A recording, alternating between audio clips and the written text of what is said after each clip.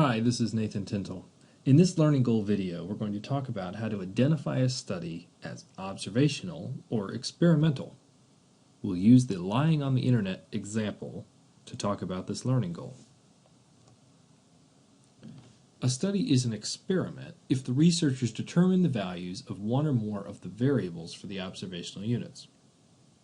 A particular type of experiment called a randomized experiment is when the observational units are randomly assigned values of that variable.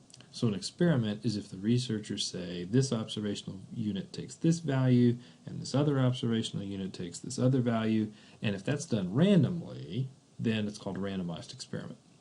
On the other hand, a study is observational if observational units have variable values that are not determined by the researcher. In other words, the observational units come to the study with their variable values, or the variable values are observed during the course of the study.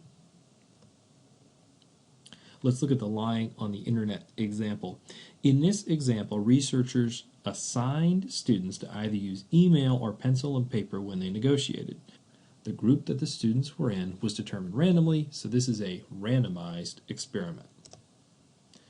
Identifying randomized experiments, observational studies can be tricky at first. The most common mistake we see is students saying this is an experiment when it's actually an observational study. Again, what's the key question? The key question is, did the researchers determine the values of any of the variables in the study? Typically those are the explanatory variables. If that's the case, then it's an experiment.